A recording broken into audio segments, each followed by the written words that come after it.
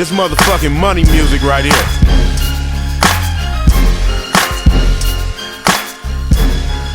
Olá pessoal, eu sou Eduardo Haddad e nós estamos aqui no escritório da Fit House.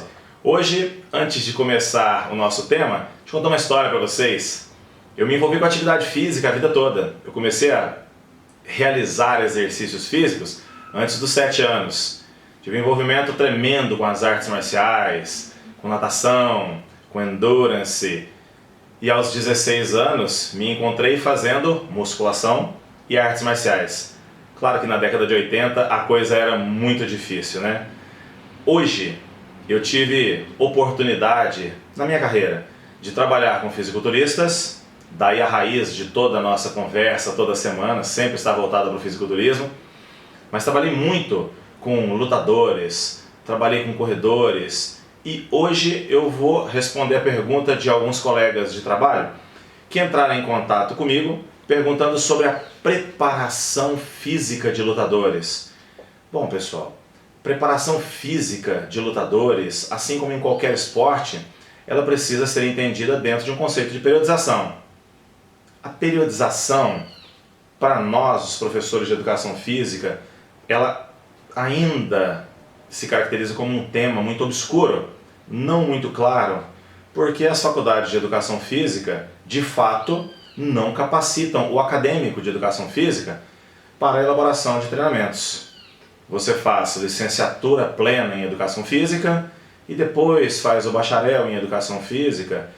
Acaba que não dá muito certo para você conseguir entender as nuances da preparação física. E olha que nós moramos num país onde temos excelentes treinadores e escritores. Diga-se de passagem, o inatingível professor Antônio Carlos Gomes, que é uma autoridade absoluta em tudo que se refere ao esporte, desde a parte administrativa até a parte organizacional do treinamento, uma autoridade brilhante. Inclusive eu tive a felicidade de ter sido colega dele numa pós-graduação e pude assistir módulos dele, é espetacular. No Brasil, nós precisamos entender o seguinte, pessoal, que a periodização ela se enquadra em todas as modalidades. E não é uma questão de você ficar distribuindo cargas maiores ou cargas menores, cargas intensificadoras ou regenerativas, unidades de choque sim ou não. É você pensar na preparação física dentro de um contexto semestral ou anual, dentro de um calendário de competições. Bom, como o assunto hoje envolve artes marciais com ênfase na atualidade, vou responder a pergunta de alguns colegas e é sobre o MMA e a preparação física.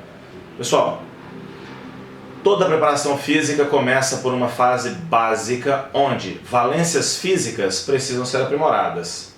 Quais? Bem, você precisa aprimorar capacidade cardiorrespiratória, força, flexibilidade, coordenação e a potência. Não faz muito sentido você pegar um lutador de MMA e ficar o tempo todo fazendo exercícios marciais, exercícios de luta, contra resistência, com elásticos, derruba pneu e faz um monte de exercícios com teor lático via glicolítica. Lembram-se da formação do ácido lático? Para aumentar a tolerância dele, se ele é um lutador fraco. Não faz sentido montar combinações de golpes, braços, cotovelos, joelhos e movimentos se ele é fraco, se ele não tem força. Não faz sentido você montar circuitos láticos, desce, faz sprawl, sobe, faz o trabalho no aparador, pula, corda, se esquiva, se a capacidade cardiovascular dele é baixa. A produção de lactato vai ser tão imediata que o treino vai ser interrompido.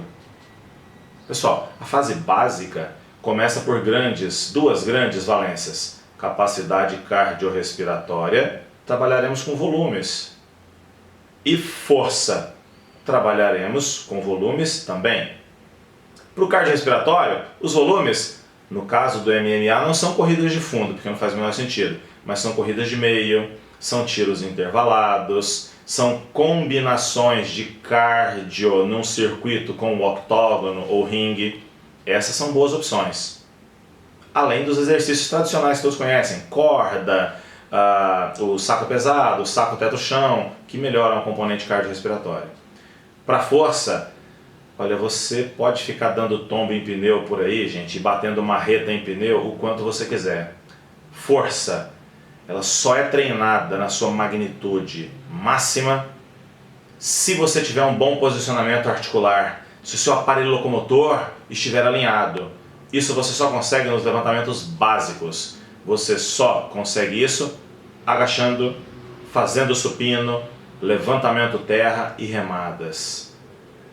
Percebeu que o seu lutador tem que ir para a musculação? E não adianta ficar inventando moda, deitar em cima de objetos e ficar com os dumbbells dando golpes. Isso não vai te ajudar em nada. Isso é contraprodutivo para a sua explosão muscular. Se você tentar dar um golpe segurando pesos, você vai acelerar inicialmente e desacelerar no final, porque você não quer que o peso caia da sua mão. Quem coordena isso, pessoal, esse deslocamento é o seu cerebelo. Você pode querer muito golpear com um peso nas mãos, isso nunca vai acontecer. Você treina força em exercícios básicos, supino, máquinas, muita carga, descansos longos, séries mais curtas. Depois, na fase intermediária da preparação ou nas semanas finais, aí sim você treina potência. Você converte a força para a explosão muscular. A preparação física, ela não cruza e não concorre com a preparação técnica. Você não treina soco segurando um peso. Isso, na verdade, é meio absurdo, apesar de quase todas as escolas de artes marciais fazerem isso. E não é porque todo mundo faz que está certo. Seria muito mais lógico você treinar força e gradativamente ir convertendo para essa habilidade marcial, converter a sua capacidade de recrutar músculos, tendo músculos, em capacidade de recrutar os músculos para o golpe. Isso sim faz muito sentido. E a partir daí, optar por exercícios de explosão, arremessos, elásticos e sim os elementos que são das artes marciais, saco pesado, saco leve, saco intermediário. É daí que vem o sucesso da sua preparação. Tentar fazer tudo ao mesmo tempo vai fazer surgir esses lutadores que nós vemos muitas vezes por aí no Brasil.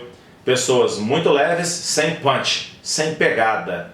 Ah, mas eu destruo qualquer pessoa. Sim, até você encontrar um lutador que fez a preparação física correta, né? Ou então o contrário, faz muita musculação, muitos evidentemente tomam um caminhão de esteroides, chegam gigantescos, inclusive até exibindo corpos impressionantes, e não tem potência nenhuma. Porque fazer musculação não capacita você a bater forte. Você precisa converter a força para potência. E só mais um detalhe, pessoal. O treinamento que aumenta a sua massa muscular não é necessariamente o treinamento que aumenta a sua força. O treinamento que aumenta a sua força, ele usa movimentos básicos e cargas mais desafiadoras. O treinamento que aumenta a sua massa muscular envolve muita coisa e se parece um pouco com o bodybuilding convencional. É por isso que se torna uma perda de tempo para o lutador. Conseguiram perceber a problemática toda? Pois é, pessoal, quando forem pensar em treinamento de atletas, inclusive de MMA, lembrem-se, fase básica da preparação, exercícios básicos, vamos valorizar as valências físicas. Na fase específica e no pré-competitivo, conversão para potência, polimento do que está faltando para o seu lutador. Não adianta treinar em grupo, pessoal. Por enquanto, gente, fiquem com Deus e um par de dumbbells.